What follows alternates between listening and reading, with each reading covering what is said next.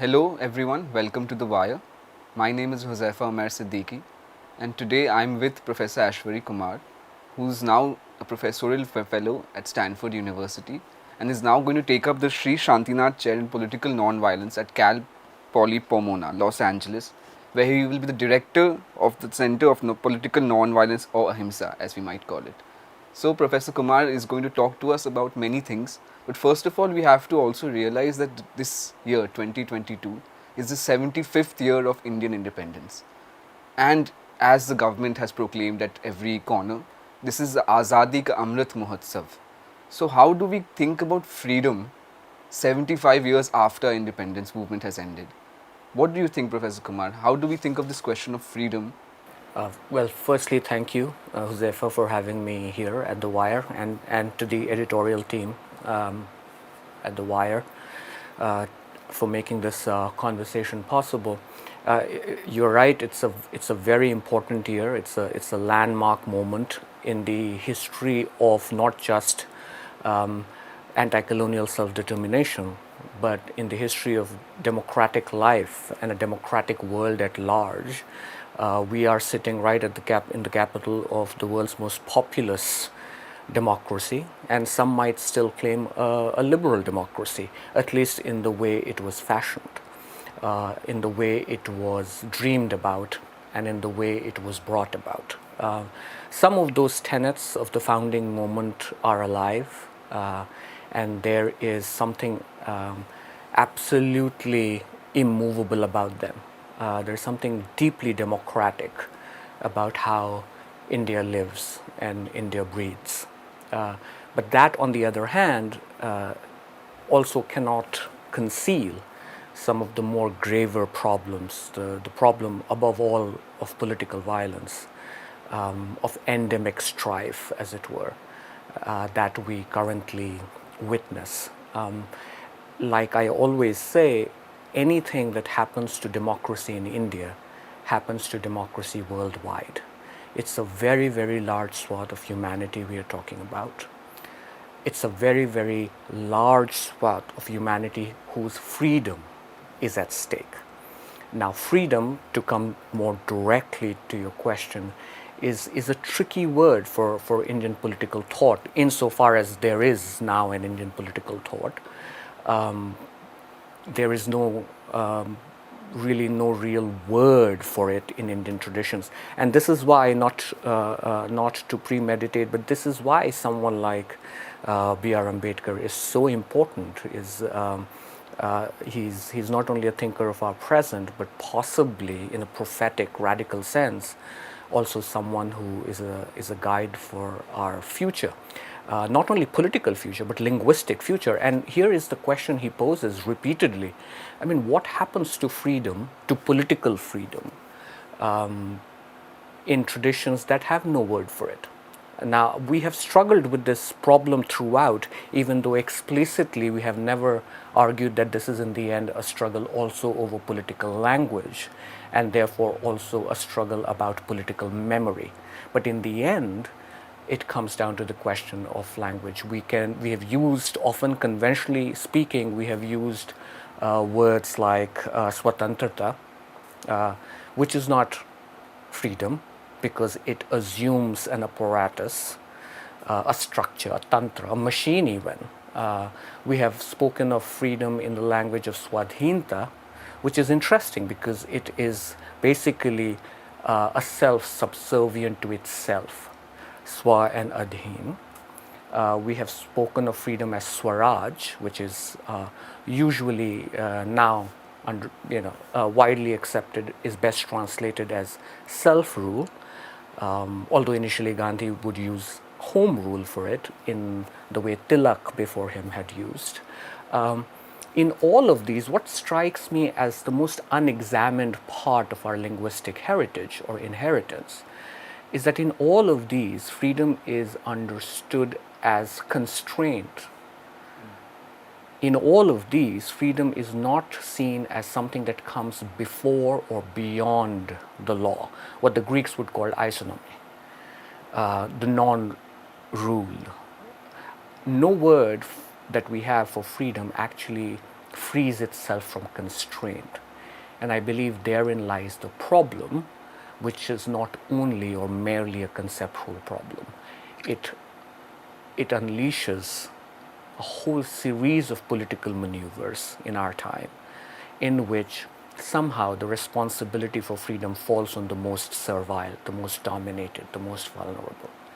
That is the question that we need to ask about where freedom will go from here. And that is very interesting, because if you think about the formulation of this phrase, Azadi Ka Amrit Mahotsav, they have used the word Azadi, which has been vilified repeatedly because Kashmiri people use the word Azadi, JNU students use the word Azadi. So that lack of a real word, of an actual word for freedom in the Indic political tradition means that they had to finally settle for a word like Azadi, which they know they do not like. So that is something very interesting. The second question that we can get into is, you mentioned that yes, there is something very democratic about India. That you know that everybody feels that yes, there is some level of democracy here. Even whether it's dying or not, that's a question we don't really have the answer to. But the problem is that in your recent essay, The Jurisprudence of Neglect, you make the claim that democracy is not dying in India. The problem is not that democracy is dying. The problem is that democracy is intensifying. So how does that become a problem? Yeah. That's a great question, and that's a very complicated question with, as we now know, a very complicated history. The question of Azadi is interesting partly because many in the ruling dispensation of our time will not even agree that India became independent in 1947. Some will argue that it happened only in 2014, or at least nod in approval to such a preposterous claim. So it is interesting that when it comes to the construction of a tradition of independence or Azadi, they count all those years. But in the end, when it comes to the question of power, it takes a completely different sense of periodization. The question that I think democracy in India has often struggled with, which is underformulated, I think, and still very obliquely articulated, is at the stroke of that fabulous midnight, as we have been told. I mean, the question was not simply about who we were and what we would become. The question would also be, and that was left unsaid, is that what comes after the great triumph of the anti-colonial subject, this figure that is born out of India's glorious struggle against the empire. It brings about a certain kind of heroic subject. It's also a very, very sacrificial subject. It's also at one level a very, very ascetic subject. It's a highly politicized subject. It's also enfranchised subject. But the question at that point that is not asked is, to what end are these different kinds of subjectivities being claimed? What is really, in the end, going to come after we have proclaimed these triumphs on our own behalf as a people? And I think the struggle that Indian liberalism and liberal democracy now has is to actually articulate a counter subject to the perversions or the perversities of that subject, of that subject that has been appropriated, or that subject over whom the current fight is raging. The current fight is raging, therefore, not incidentally, on the question of a national past, a national history, because that is where this fight really is going to be, and it already is unfolding in that arena. Part of why we have a uniquely violent struggle for history. It's unique in the history of liberal democracy at large. And this is not to say that American democracy does not itself go through churnings around the history of slavery. But in India, the question is not just about subjects who were of the past, but actually what will come out of that is left indeterminate and unsaid. And I think all of these struggles right now are simply about the past, because that question is still to be posed. What is it what kind of a society is it that we really are fighting for? And that's an interesting thing because while you're working so much in political philosophy, you were trained as a historian, and history as a subject, as a discipline in India, is very recent. It's a modern invention. Indian history, as such, is a very modern colonial invention, and a lot of historians are struggling with that legacy, that heritage. Now, what is interesting is that Ambedkar, when he writes on untouchability, he tries to find a history of untouchability, but he's really not able to. And like what you're saying, Indian history, it's not just about finding a fact and a date and saying this event happened on this date and people contesting it. There are also certain gaps, certain lacunae in this huge swaths of historical time that can never be filled up, right? For example, history of untouchability. So, what do you think as a historian about this problem? I mean, Ambedkar's exit out of this problematic is exactly to engage in what he calls paleontology, to put the bones of a species that is now extinct, to put those bones back together in order to construct not a history, not a past, but a premonition of a democratic future. This is not a man who dwells in the past. He needs the past. He needs a past in order to rewrite a certain vision of the future. And you see that not only in his more archaeological works, as he calls them, the Shudras, who were the Shudras, the Untouchables, those sets of works he produces in the 1940s are the most archaeological. And he's very clear. He's clear that it is not a matter of historical craft. It is a matter of a political emancipation. Right? Now, this is why he stands in contrast to so many others whose purposes were also very close to him. They were not similar, and in many ways they worked to undercut some of his visionary proposals for a truly revolutionary democracy, as it were. Think of the fallout he has over the Hindu Code Bill, for example. And this is after the Constituent Assembly debates, where he first proposes that if we do not solve the problem of inequality, then we will not remain free. It's a very important move, because generally in the normative ways of thinking about liberty, liberty is constrained by equality and in return constrains equality. Ambedkar's point or argument is that there is something about inequality which, if not unconditionally abolished, will in the end wreck our freedom itself. We have convinced ourselves that our peace, our freedom, our liberties are better served by maintaining a certain sort of distance between the state and everyday practices. That's one of the many distances we practice, or in theory. Ambedkar's point is that that is not the way that freedom will ever come, let alone find its home in India. This is why inequality is, and this is why he's so important, because he's a thinker of inequality.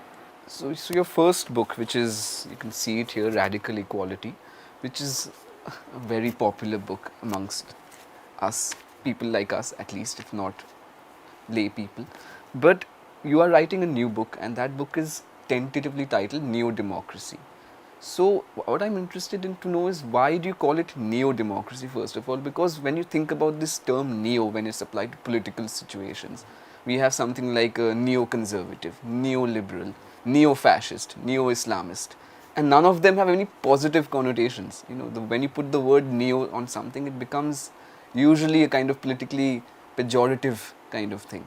So why have you titled your book Neo Democracy, and how does it have a kind of structure to analyze the way democracies are developing in the 21st century? Yeah, that's a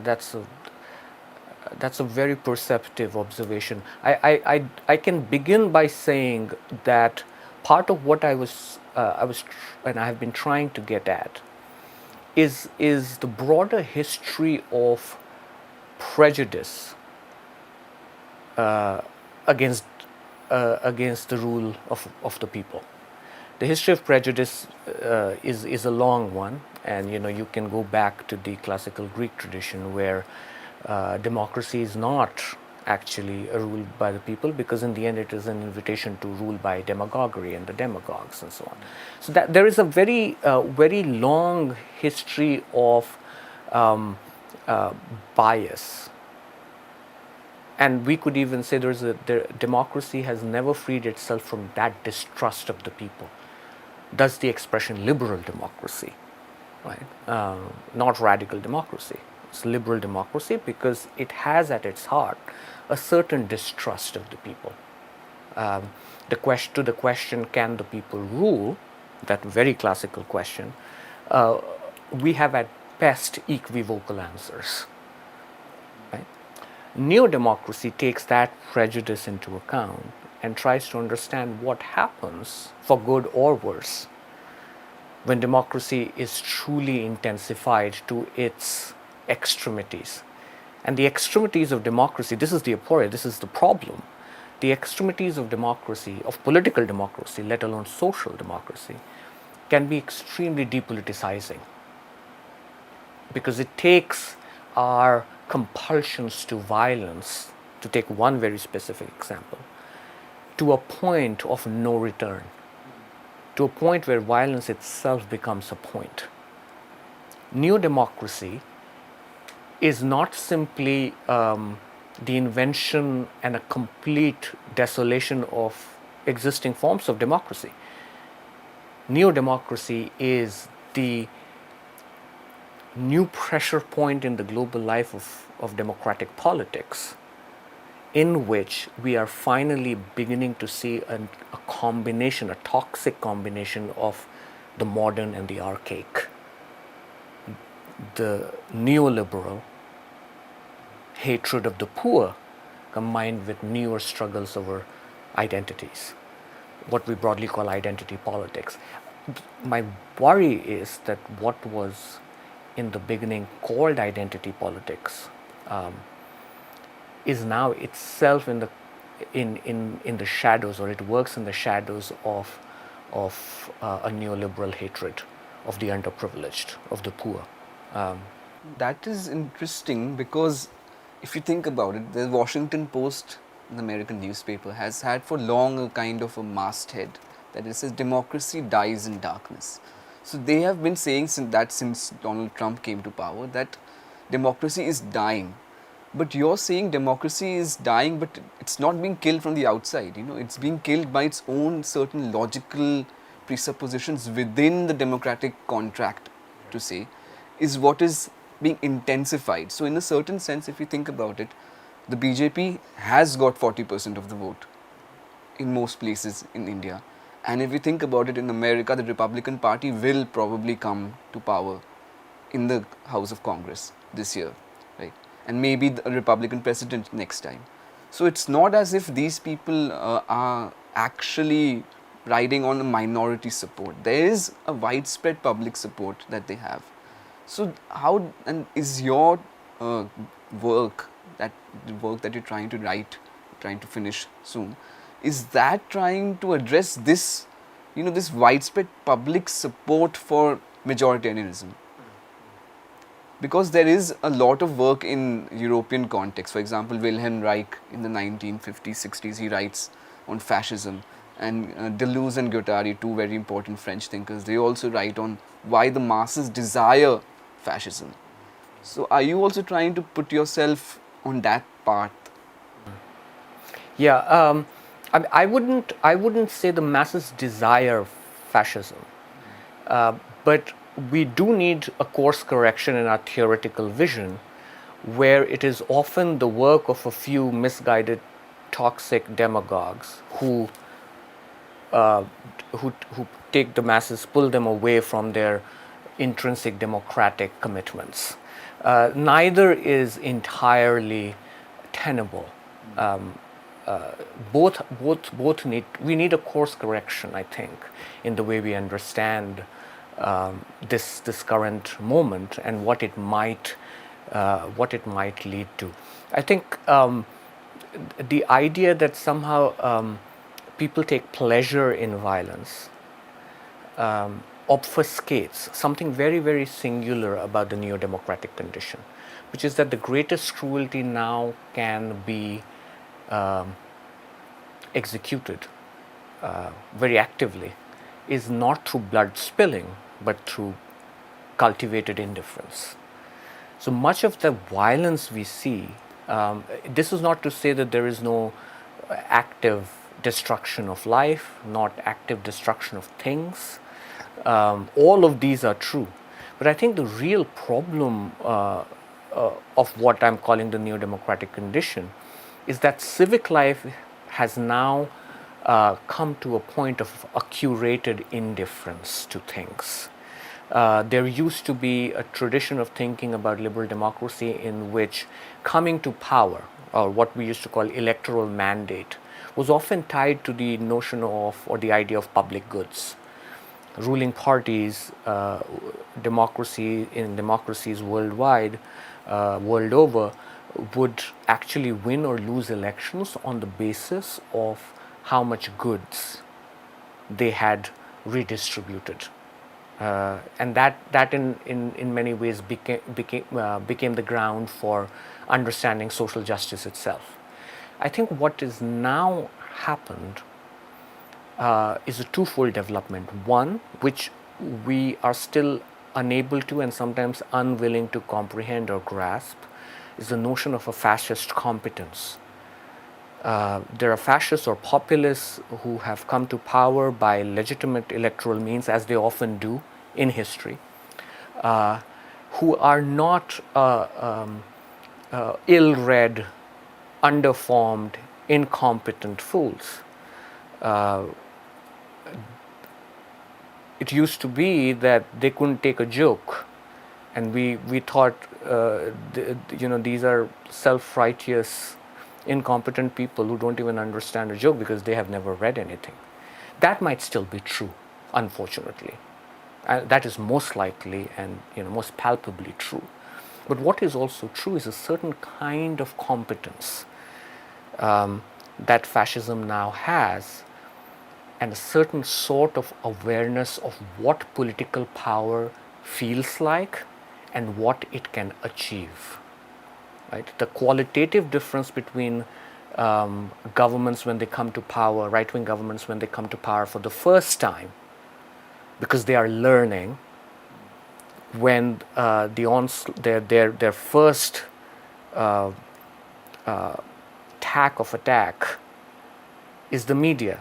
Remember the 90s, when the first time a right-wing government comes to power, it comes to power riding on a wave of media-savvy young politicians, some of them now gone. Right? But by the time that happens again in the mid-2010s, the entire structure has changed, including the caste structure. Right? This is a ruling formation that in some ways continues to appropriate the anti-Brahmanic radical democratic energies for its own purposes. And it does so partly because it now knows what political power is, and it has embraced what political power can do. You were talking about the United States, which is a completely different situation on the same register.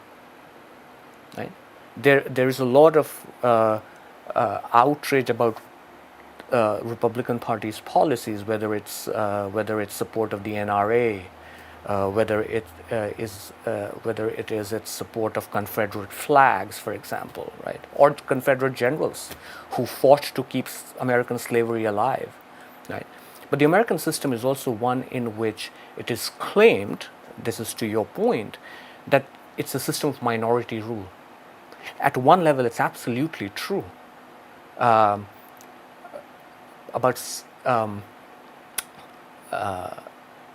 Senate, the American Senate, for example, is a highly undemocratic institution. More than half of the American Senate represents only 17% of American population, right? So that's a minority rule. But on the other hand, the broader thrust of American backlash is a racist backlash against the Obama years. Every time there has been a progressive step taken towards a post-caste order or a post-racial order, so to speak, these are still rhetorical devices that we use, there has been a long history of an equally ferocious backlash. And that is how we need to understand this moment. What is it that came before for us to be finding ourselves in this moment?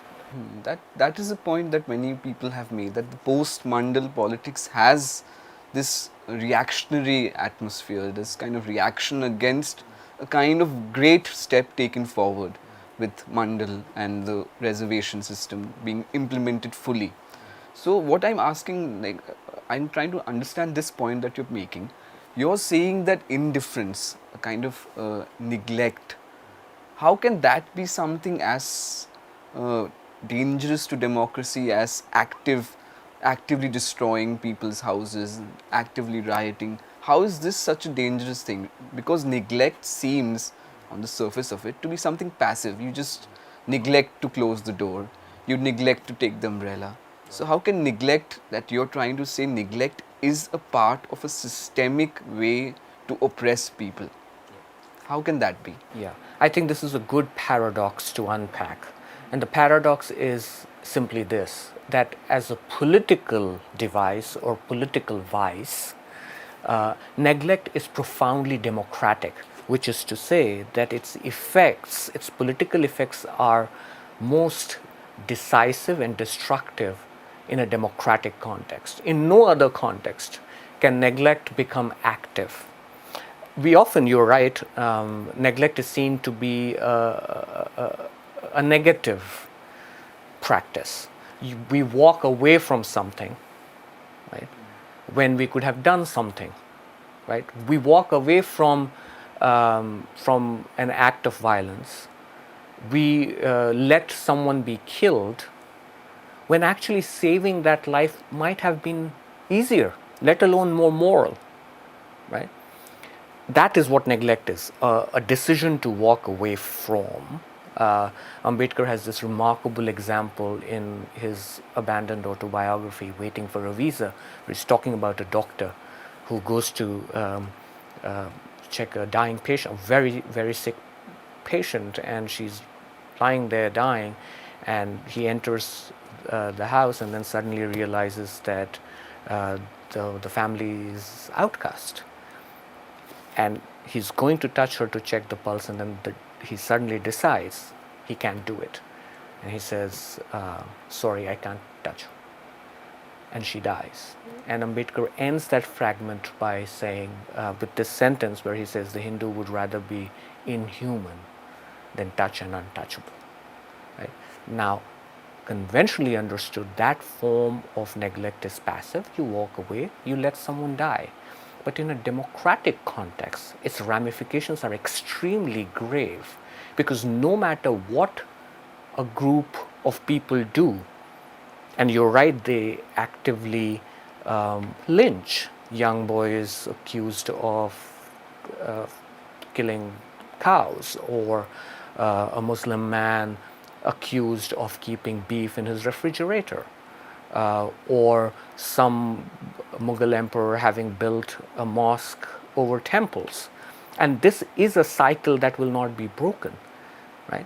Now, it is true that only a few I mean, it's a country of over 1.5 billion people. Very few people engage in those acts of active political vandalism.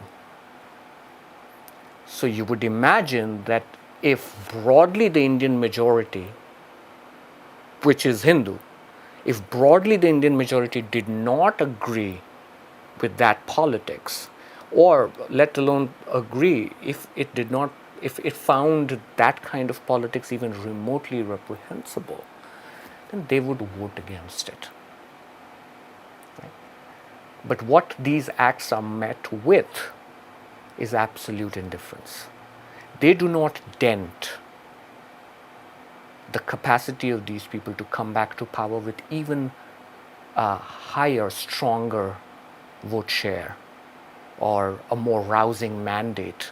It happened in Uttar Pradesh just weeks ago, where it was globally catalogued, the scale of sheer death, and not just death, which is true of much of the world right now, but actually a mismanagement of life itself.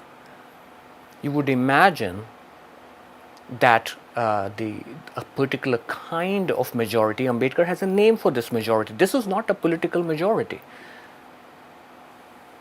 This is an impenetrable, invisible, silent, communal majority that finds certain acts reprehensible, but lets it slide and meets it with a certain kind of indifference. Right? And it is at that point of indifference we know, as I was saying, that it is not violence that has become the problem, or has, it is that a certain kind of cruelty has infiltrated political life itself. And it is that infiltration that we need to understand. It's not that the majority, and there are some quasi-Orientalist tirades against India these days that says, Indians take pleasure in violence. I doubt that is the case. I think these are salutary examples that are few and far in between, but there are enough examples that a very, very formidable tradition of political non-violence is alive, and that we need to therefore rethink our relationship to non-violence itself, a non-violence that is inappropriable by fascism. Two questions that come up because of this, through this, what you've been saying right now, which is very interesting, because if you think about the way that the Hindu right wing propagates itself, they always say that, okay, we are not really violent, we are non-violent. Sometimes, yes, we burst into violence, sometimes there's violence, but that's usually a reaction to a kind of premeditated violence by the other side. And so you're saying that this kind of neglect, this kind of active neglect, this is actually as dangerous, or perhaps even more dangerous than the active violence that they accuse the other side or the other leftists or Islamists of perpetrating. And secondly, that you claim that this active neglect is related to the system of caste. Yeah, I think the important part of that paradox we've been talking about is to understand that neglect is something that cuts through this dichotomy or binary between violence and non-violence. Sometimes, and this again is a question that we owe to Ambedkar, who repeatedly in different ways asks, precisely because he's unconvinced about India's non-violent inheritance, is how do we conceive of freedom, and how do we secure freedom in a society in which extreme violence takes the form not always of blood spilling, but of abandonment, not always of sacrifice, but sometimes of pure passive indifference, right? And the expression he often uses is cruelty or cruel wrong, in Annihilation of Caste, his 1936 work, he uses the word cruel wrong, which is the doubling of a certain form of cruelty. Now, to understand neglect as something that is neither necessarily violent nor non-violent, but a certain relationship to life itself.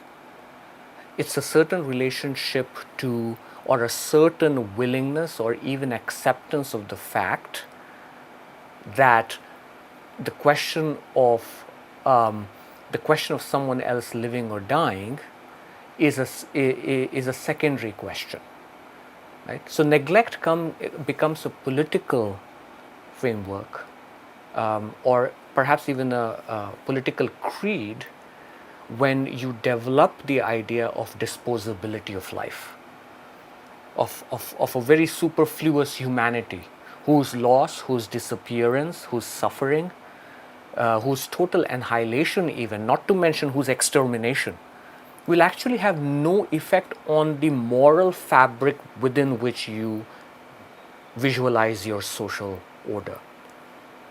Now, there is a name for this visualization of a social order in which a part of humanity is easily deemed superfluous and disposable, and that name is the caste system.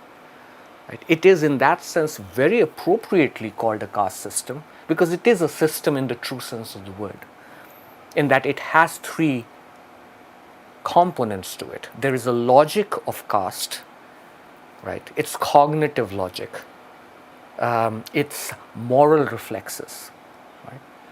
There's a structure, secondly, to caste, right? A structure in which different sorts of linguistic and ideological commitments insinuate themselves. Caste is not one system among others. Caste society is a structure in which other forms of oppressions can insinuate themselves and grow, which is why caste grew. And this is where Ambedkar found his own limit in the end. His belief that the big Indian city will be a refuge from the horrors and the monstrosities of caste violence and atrocity. It is not. It is not, right? And finally, it has an apparatus, a machinery, a mechanism, Ambedkar calls it. A mechanism, above all, among other things, through which it reproduces itself actively, right? What is fascinating about our current moment is that it reproduces itself in the language of dominant or ruling power in a way it never has before, right? Never before has a ruling party combined, a ruling dispensation combined the rhetoric of technocratic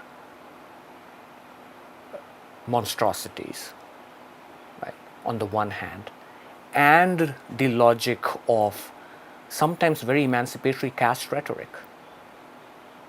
It has proceeded on two levels, and that's why we need to understand the relationship we have before violence, the relationship we have with non-violence. How is it that we can still smugly declare that we are a non-violent civilization? And I think we can smugly declare that because at the heart of the caste order, the caste universe that we inhabit, at the heart of it is a profound denialism, right? Which is the beginning of a lie. It's a long lie. Caste is like, that's what Ambedkar's point is. It's a lie that has been transformed into a myth. But what is also at work right now is a certain form of denialism. That's extremely interesting, because one of the points that I think you're trying to make, and I think this is like a radically new point, is that caste is not really an archaic mechanism that existed 1,000 years back, and we have gone past it, we've resolved it, we've got reservations, so now let's not think about it anymore. It is not just about something in the past or something that exists in the present, but it's something that is haunting the future of democracy. Yeah. In a certain sense, caste is the future of democracy. Right. And if political philosophy is at an impasse, regards to whatever is happening today, then that impasse can get the name of caste, because caste is the future. And therefore, that would mean, in a very strange way, that you can conjoin two things that people have never thought to conjoin, which is annihilate caste and contribute to philosophy.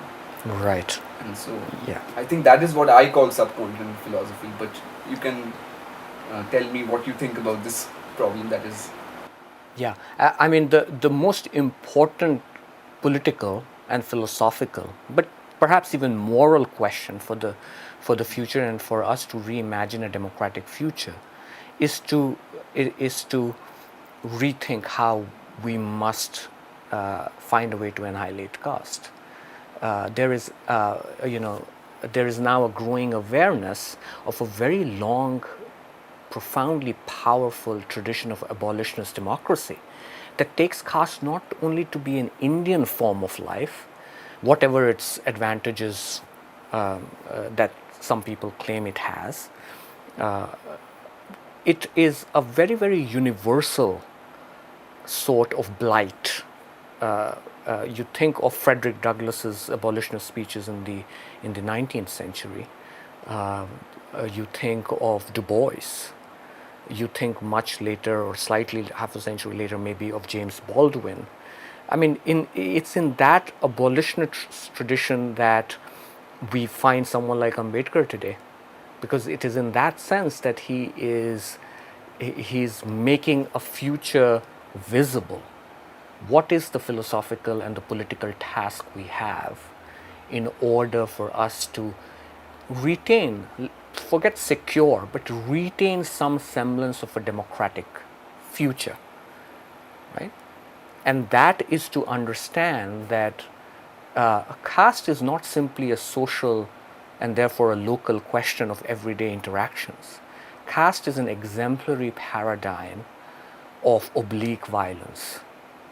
Not all of it will be called or legislated upon as an atrocity. Right? But there is something much more obdurate, obstinate in caste that infiltrates every form of human life, and that is our compulsion to make someone's inequality really hurt. Right? I mean, there is a way in which cruelty becomes a philosophical problem. It becomes a philosophical problem not because there is violence around us, but because our inequality has acquired the form of an obstinate, smug snobbery. Right? And I think the real issue for a democratic reimagining is not simply restitution and reparation and so on. Those debates can and will go on. The real question for us is how to reimagine an equal world in which hurting someone for being poor or unequal has ceased to be part of our democratic mandate and our democratic power. And I think this is why something like neglect opens up a new paradox for democracy, because it is only in democracy that neglect becomes a political vice, that it translates into a certain pattern of voting and therefore becomes an active decision to destroy and sometimes exterminate those with whom we have actually no qualm or problem.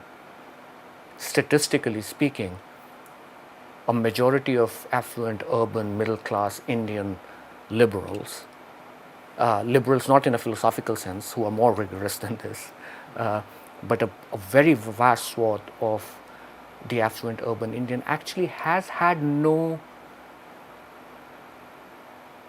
opportunity to have have an interaction, a meaningful interaction with some kind of minority life that they detest. it's all on airwaves. And I think that is how neglect becomes a political weapon. So this is a very apt time to end this conversation, because we are really at an impasse. There are many ways out of it, but I don't know which one will work. But I'm looking forward to your new book when it comes out. Maybe it will give us, it will refill our theoretical arsenal, our depleted theoretical arsenal, and help us think about and reimagine how we can get past this impasse that is haunting us at every step. So thank you so much, Professor Kumar. This was The Wire. Get a sneak peek of exclusive content before everyone else for channel members only. Memberships start at Rs 89. Hit the join button below.